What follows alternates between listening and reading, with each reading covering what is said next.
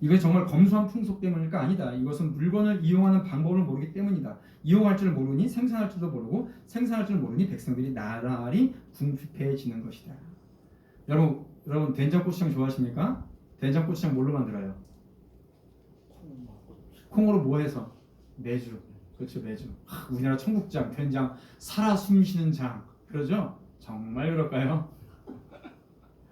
박제가가 썼습니다. 메주를 만들 때 모래나 벌레, 발톱, 머리카락 등이 들어가는 일이 잦아서 채로 걸러낸 뒤에야 그 더러운 것을 먹을 수 있다. 여러분, 이분은 양반이에요. 권세가예요. 그런데 권세가가 이렇게 얘기할 정도면 일반 백성들은 먹을 게 없었다는 얘기예요. 이렇게 왜 그렇습니까? 주자성리학이라는 잘못된 그런 생각이 500년 동안 이 나라를 좀 먹은 거예요. 일반 백성들이 개인의 자유와 시장 경제와 스스로가 잘 먹고 잘 살 수 있는 그 어떤 것도 기반을 마련해 놓지 못했던 사상이 주자성리학이에요. 근데 그렇게 유교가 아름다워 보여요? 경제 발전도 없고 먹을 것도 없고 그러니까 의료도 발전 안 하죠. 여러분 의원들 열심히 사람 고쳐주면 뭐합니까? 돈도 안 주는데. 그리고 정말로 조선시대 의료가 발달했을까요? 허준 대장금 나라리 나니나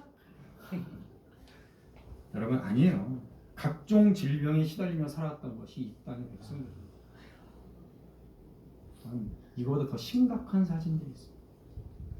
자, 영상을 하나 보고 갈게요. 요즘은 분시 의학상에 대해 아시나요?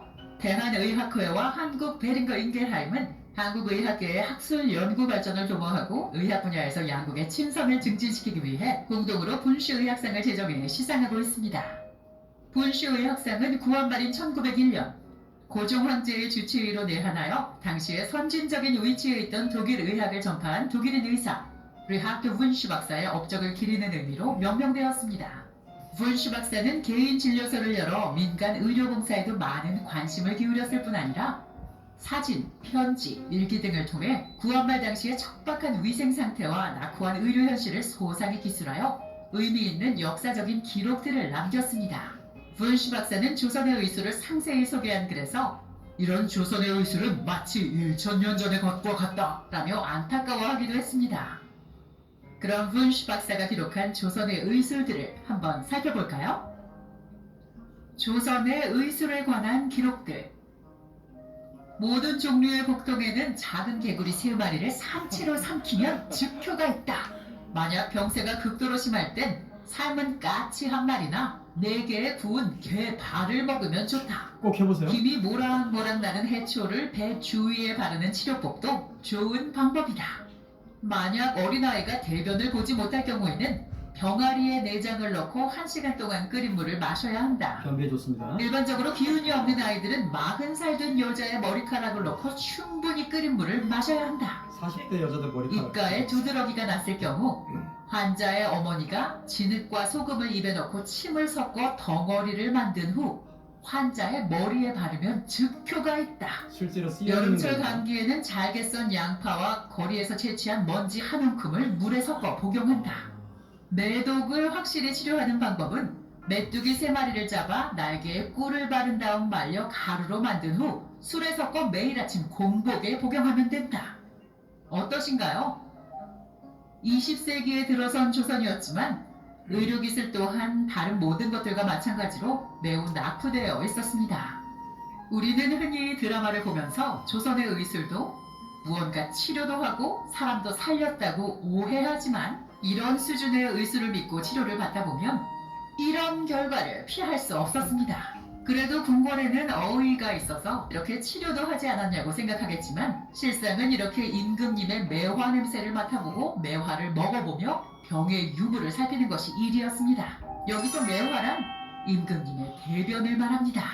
만일 임금님의 속이 불편해서 설사라도 하신다면 붙들려 매를 맞게 되거나 운이 나쁘게도 임금님이 돌아가시기라도 한다면 저승길을 따라가게 될 수도 있었습니다. 당류층의 사정이 이러할진데 대부분 상것이나 촌것인 백성들의 상황은 결국 이들 무속인의 손에 달려 있었죠. 이어지는 영상은 남성 무속인인 판수가 독경으로 병마를 물리치는 장면입니다. 웨버 신부의 1925년 영상입니다. 남성 무속인 2명이 병마를 쫓아주기 위해 왔습니다. 환자를 불러 앉혀놓고 병을 읽어 병을 일으킨 귀신을 불러냅니다. 악기를 병에 넣고 뚜껑을 닫아버립니다. 뭔 개소리야! 적당한 장소를 찾는 동안 병 속에 들어간 병마를 괴롭히기 위해 병을 이리저리 굴려댑니다.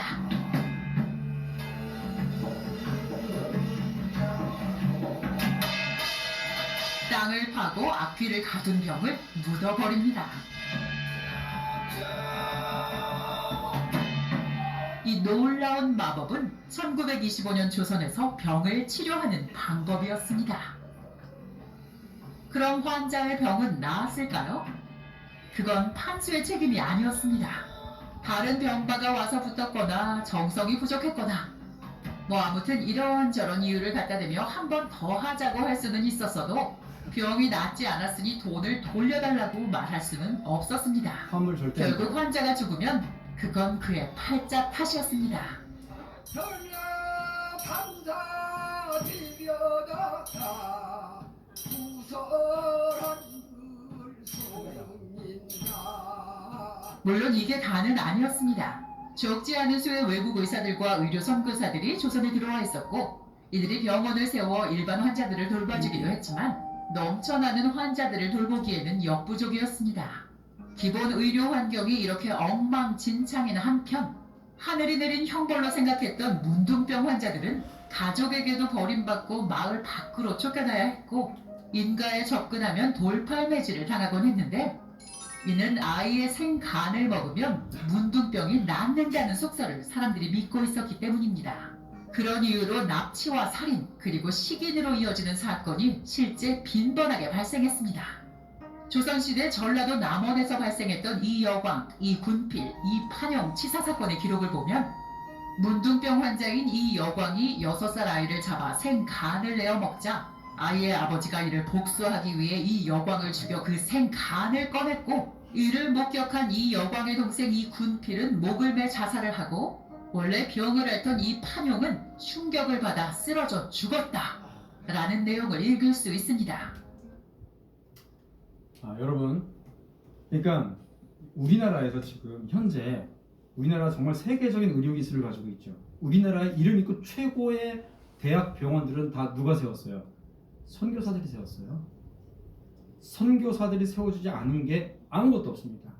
학교, 의료, 학교 개혁과 의료 개혁은 선교사들이 없으면 우리는 아무것도 없었어요. 한글 누가 만들었죠? 훈민정음을 세종대왕이 만들었고 한글은 선교사가 만들었어요. 사장대에 있는 훈민정음을 꺼내서 이렇게 한글화한 건 선교사들이라고. 우리 여러분 한글 띄어쓰기 있죠? 훈민정음 띄어쓰기 없습니다. 띄어쓰기 누가 만들었는지 아세요? 선교사가 만들었어요. 자기가 직접 연구해서 한글을 직접 연구해서.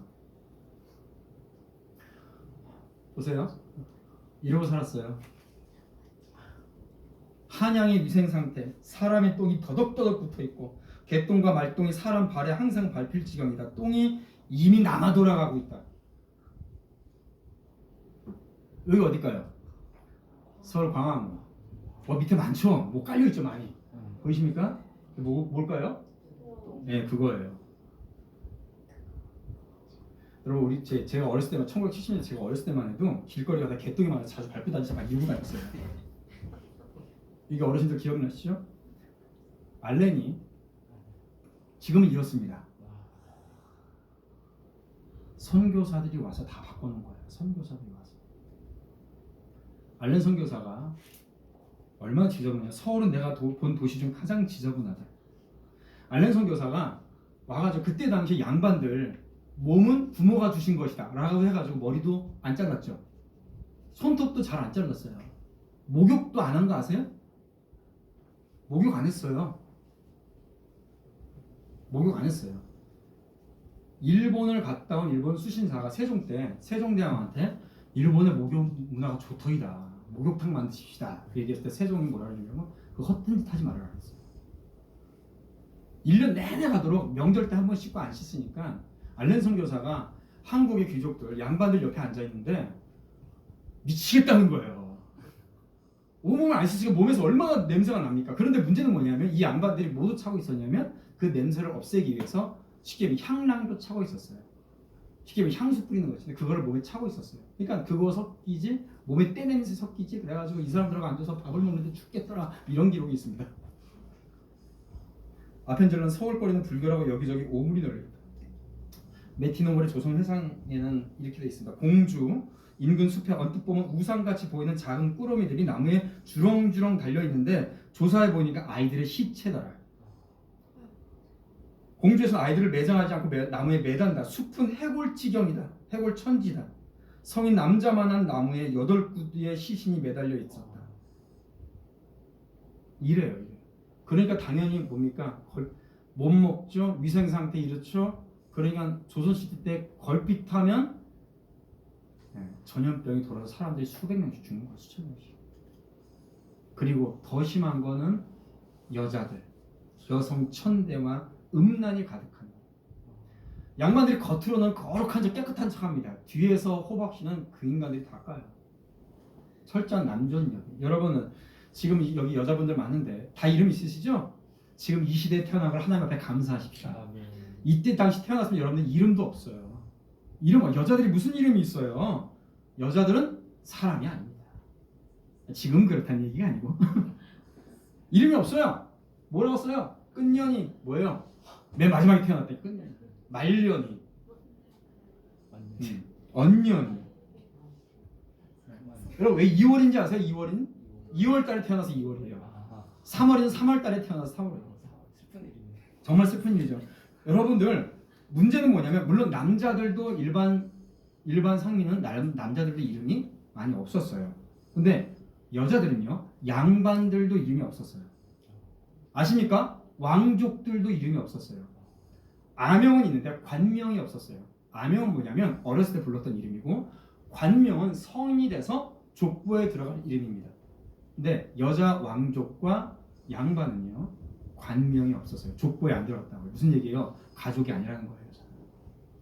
여러분 보십시오. 중전민씨, 패비윤씨 그러잖아요. 왜 이름을 안 쓰고 무슨 씨 성만 썼을까요? 왕족들도 여자들은 이름이 없었어요. 그래서 성만 쓴 거예요. 그래서요 선교사들이 와가지고 여자들이나 남자들도 그 여자들 세례를 주는데 이름을 불러야 되잖아요. 예를 들어서 제가 목사면 선교사를 왔으면 김용원 목사는 성부와 성자와 성령의 이름으로 누구에게 세례를 주더라. 누구 이름이 없어요. 그러니까 선교사들이 와가지고 여자들 이름 지어주는 게 바쁜 거예요. 근데 이제 외국인들이니까 외국식으로 이름을 지어줄 거 아니에요. 그걸 나중에 한문으로 바꾸니까 이름이 다 이상한 거야.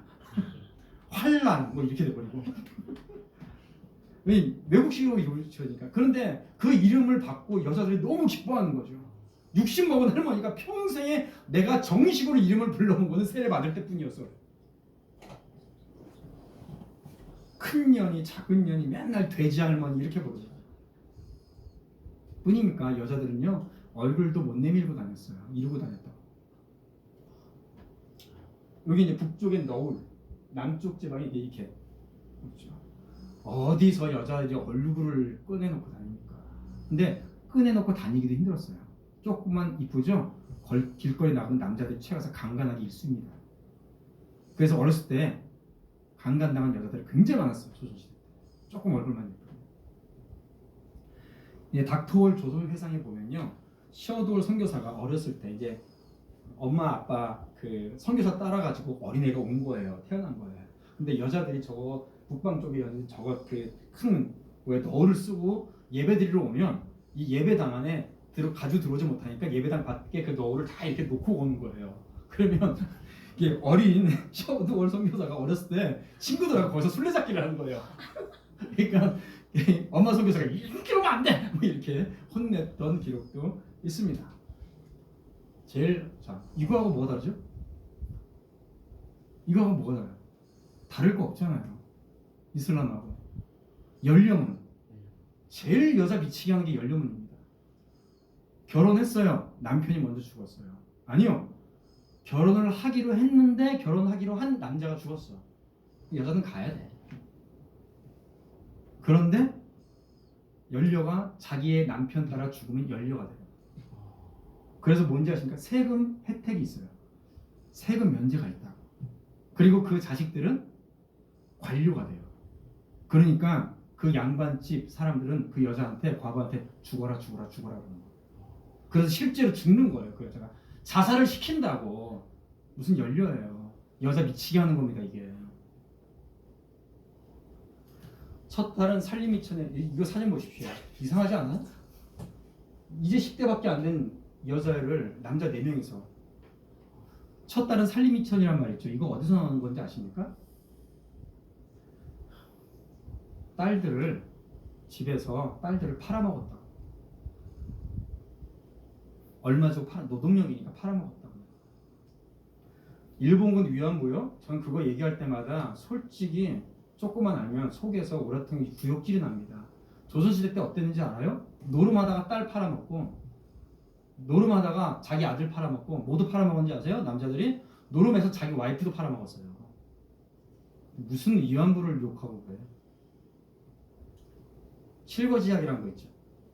뭡니까? 아내를 아주 쉽게 버릴 수 있는 방법. 아들이 없는 경우. 아들인지 딸인지는 누가 결정해요? 남자가 결정하는 거 아니에요? 음행을 하는 경우, 시부모를 섬기지 않는 경우. 자, 4번하고 7번이 뭘까요? 4번하고 7번. 요리를 못한 경우. 요리를 못하는 경우. 그러신가요? 말이 많은 경우. 찬양 부르면 안 돼요. 그리고 아픈 경우. 아프면 돌봐줘야 되는 게 인지상정 아닙니까?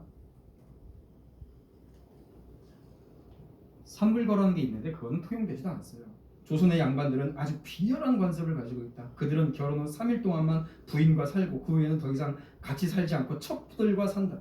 그러면서도 카이온 본부인에게는 정절을 강요한다. 만약 부인이 도망가거나 정절을 벌이면 관리에게 끌고 간다. 관리는 그에게 매질을 한 다음에 자기 종에게 주어버린다. 이게 양반 시대였어요.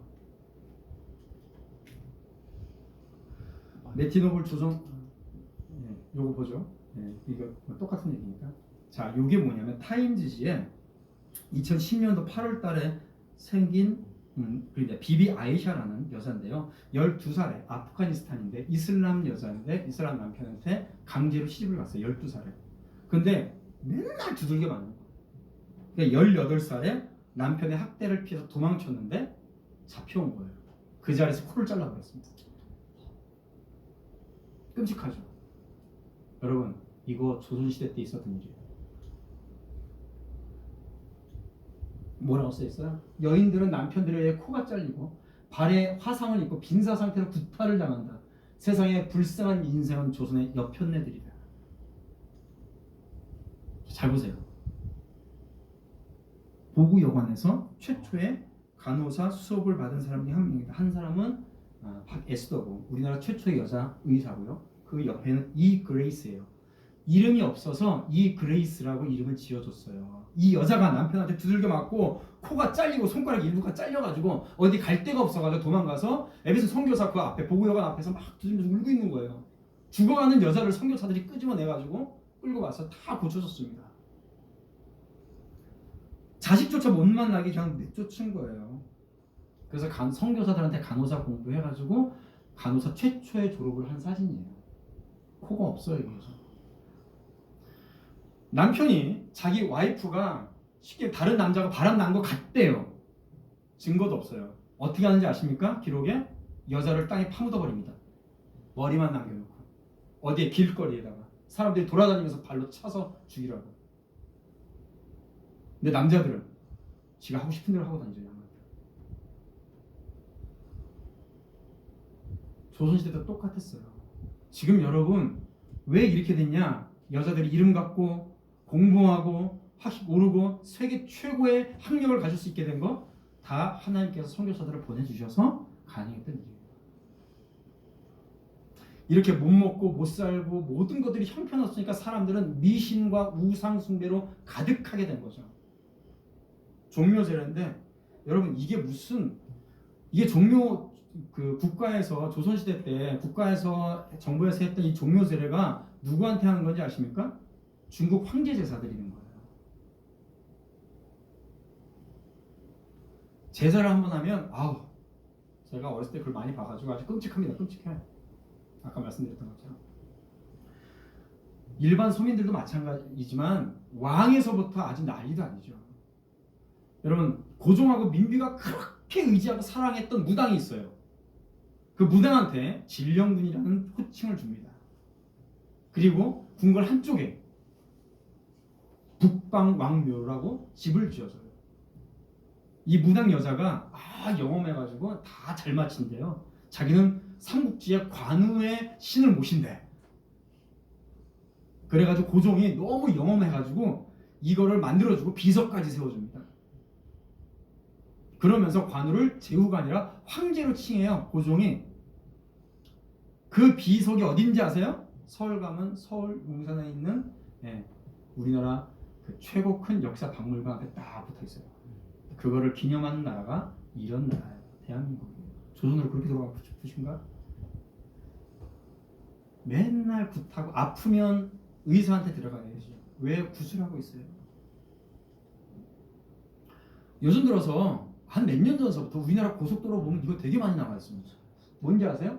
이게 작대기에다가 이렇게 새 모양, 이걸 솥대라고 그래요. 다른 말로 진또배기라고 하거든요. 이게 뭐냐면 우상이에요. 천하대장군, 지하대장군 같은 그 지역을 수호하는 수호신이 솥대 진또배기예요. 근데 고속도로 타고 다니다면 걸핏하면 붙어있고, 요즘 공원마다 이거 세워놓더라고. 왜 다시 우상의 나라로 돌아가려고 그래? 생각 같아서 다 저 뽑아서 불태워버리고 싶어요. 저게 나라를 지키나? 저런 돈 있으면 가가지고 기업을 살리라고. 기업을. 너무 웃긴 거는 뭐냐면 이 나라 소위 정치를 한다는 대통령이나 그 사람들은 전부 다 민간 신앙에 사로잡혀 있어요. 여러분 우리나라의 무당들, 굿하는 사람들이 왜 먹고 사는지 아세요? 누구 때문에 먹고 사는지 아세요? 이 나라 정치인들 때문에 먹고 사는 겁니다. 얼마 전 국회의원 선거 끝났죠? 그때가 무당 무속인들 완전히 돈 버는 때예요. 한 달 전서부터, 두 달 전서부터 내가 이번에 어떻게 하면 무당들 찾아가서 다 붙어요. 그 사람이 교회에서 장로, 권사 절대 믿지 마세요. 다 앞에서 나가도 거짓말입니다. 그 김대중 대통령이 대통령 되기 전에 이분이 계속 떨어졌거든요. 그러니까 직원 중에 손석을 한 직원한테 물어봅니다. 어떻게 하면 대통령이 될 수 있습니까? 그러니까 손석구 직원이 이 김대중 그때는 무슨 어디 당 총재였죠. 아버지 뼈다귀를 옮겨야 됩니다. 아버지 무덤을 옮겨요. 그런데 대통령이 당선이 되네. 그때서부터 난리가 나요. 근데 김대중 대통령 전에 대통령이 누구였죠? 김영삼 장로였죠. 그 양반이 대통령 돼서 한 일이 뭔지 아십니까? 민족정기 바로 세운다고 다 헛짓거리하고 다녔어요. 여러분이 낸 세금으로. 그리고 옛날에 혹시 어르신들 기억나십니까? 일본이 일제시대 때 우리나라 명산에 민족정기를 말살하기 위해서 명산마다 민족정기를 끊기 위해서 쇠말뚝을 막았대. 그거 뽑고 다녔어요. 다 거짓말이죠. 장로라는 사람이 이런 짓 하고 있었습니다. 옛날에 그 광화문 앞에 뭐가 있었냐면 그때 그 일본 일제 시대 때 그때 당시 썼던 총독부 건물이 있었습니다. 굉장히 잘 지어진 건물인데 그거를 그 우리나라 역사 박물관으로 쓰고 있었어요. 그런데 김영삼 대통령 때 풍수지리자의 말을 듣고 백두대간서부터 내려오는 민족정기가 그 광화문 거기에 총독부 건물에 끊겨서 흐르지 못한다. 김영삼 장로라는 사람이 그 얘기 듣고 수십억을 들여서 그 건물 부서뜨리고 그리고 용산에다가 역사박물관 다시 하는 거예요.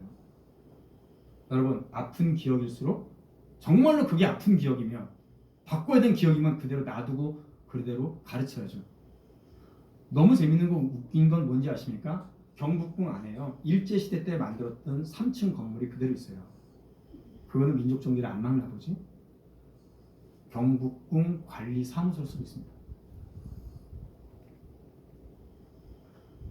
장로라고 믿지 마세요, 정치인들. 김영삼 대통령이 죽고 이 대통령들은 국립묘지에 안장하잖아요. 안장한다고 팠어요. 그랬더니 이만한 돌덩어리가 2개 나온 거예요. 그냥 한다는 얘기가 봉황의 알이다. 옆에 김대중 대통령이 묻힐 것도. 이 나라를 날르게 할 양 2개의 봉황의 날개니 어쩌니. 누가? 김영삼 대통령이 죽고 그 아들 김영철 씨가 그런 식으로 얘기했죠. 뭔 짓이에요? 코로나 쫓는다고? 문재인 대통령이 뭐라고 얘기했는지 아세요? 적반하장이다, 큰 소리다. 방역은 신앙이 아니다. 근데 한다는 짓이 뭐예요? 광화문 앞에 코로나 쫓는 금각장문 문배도를 붙여놨어요. 이게 코로나 쫓아요? 이 얘기 듣고 왜 그때 우리 교단 총회장은 왜 아무 소리도 못했는데? 목사라는 사람, 대표라는 사람들은 수십억 들여서 굿하고 코로나 쫓는 굿하고.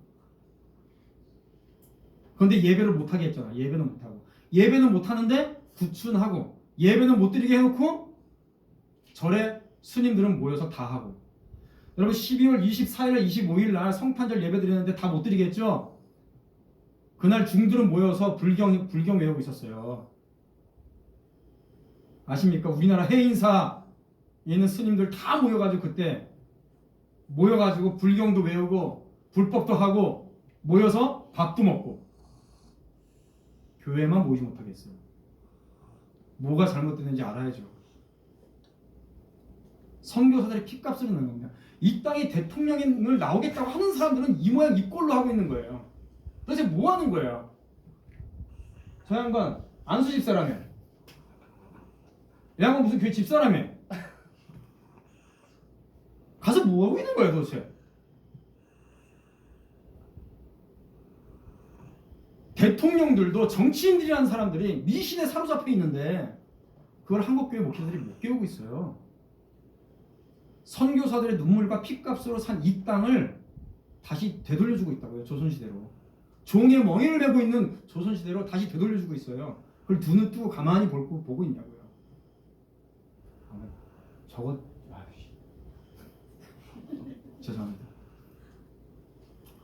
이 민주당 이재명 대표 부모를 왜 뭐야? 생명석을 갖다 붙여요. 생명지가 있는 돌을 갖다 붙입니다. 뭐예요?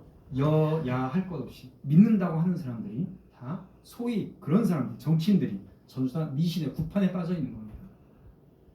제발 그들에게 휘둘리지 마세요. 여야 할 것 없이 그들에게 휘둘리지 마시라고요.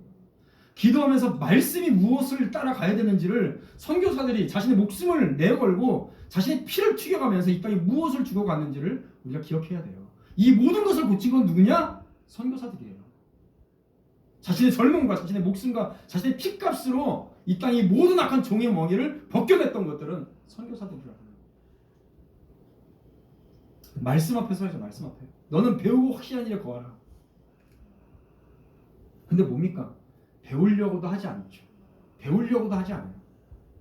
제가 갑갑합니다. 너무 안타까워요. 제가 이렇게 교회나 다른 데를 다니면서 올 초에는 고양시는 한 큰 교회에서 거기도 한 500~600명 돼요. 한 3일 동안 이 강의를 했었어요.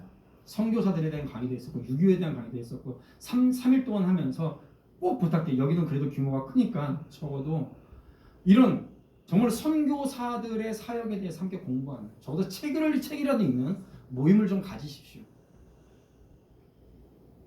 필요하면 제가 와서 도와드리겠습니다. 제가 가는 곳마다 이 얘기를 하거든요. 지난달에도 전라도의 한 큰 교회에서 거의 한 500명 돼요. 했었어요. 근데 소식이 없어요. 공부를 안 해요.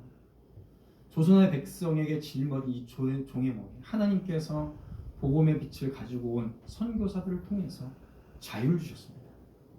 그 복음을 통해서 자유와 번영이 우리에게 있는 거예요.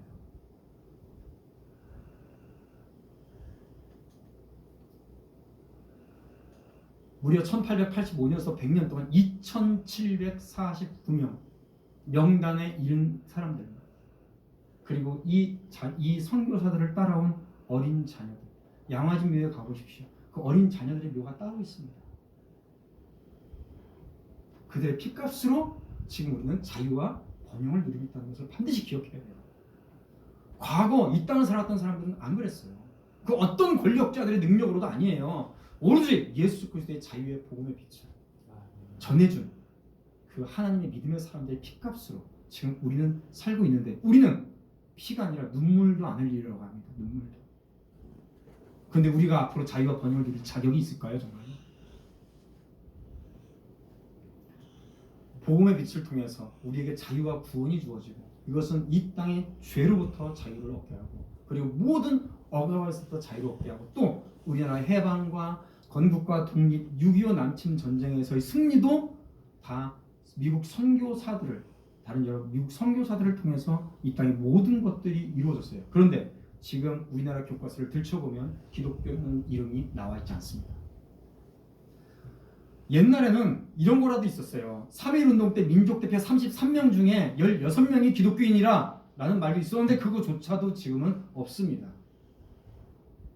유관순이 기독교인이다 라는 말조차도 없어요. 유관순도 안 나오는데. 6.25 어떻게 이겼습니까?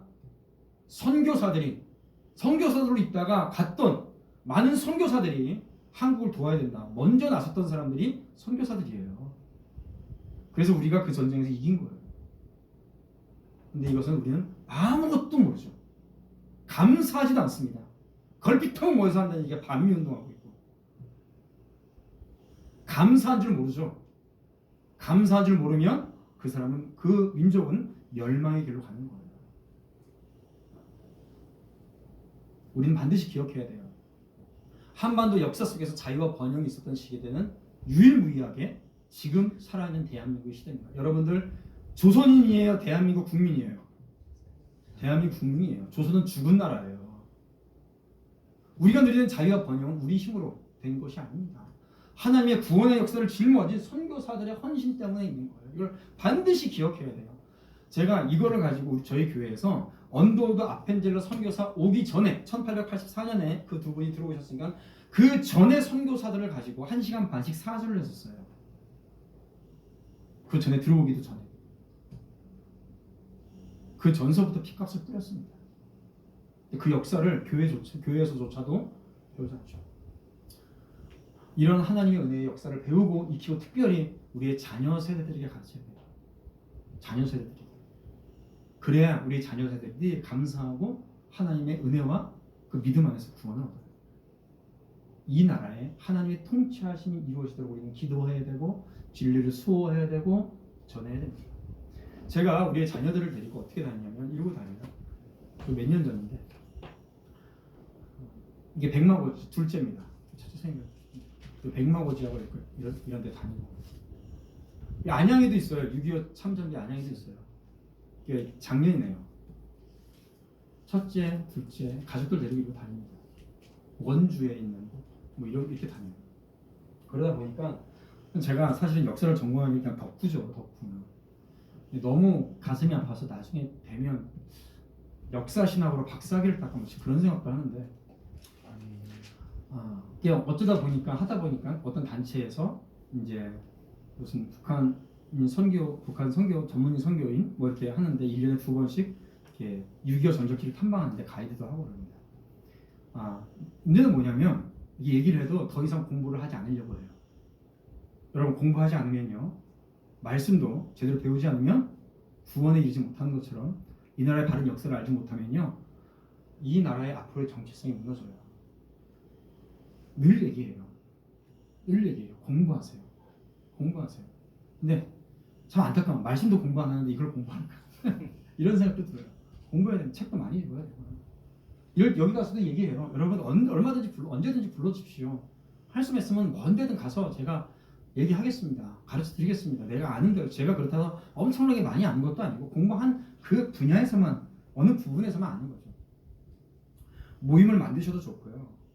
어떻게 해야 될지, 그러니까 한 어떤 지역이나 옛날에는 이렇게 온라인으로 해가지고 여러 지역에서 이렇게 온라인이나 가서 강연도 했는데 힘이 없더라고요.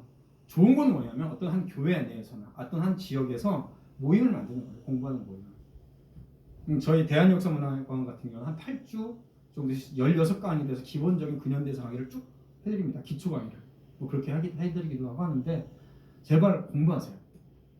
그리고 하나님께서 공부하면 뭘 깨닫느냐? 하나님께서 정말로 이 땅을 사랑하시고 하나님의 구원의 복음의 역사를 위해서 이 땅을 선택하셨구나 라는 것을 깨닫게 돼요. 그래서 이 땅을 위해서 더 열심히 기도하게 되고요. 감사하게 되고요. 그리고 열심히 전도하게 됩니다.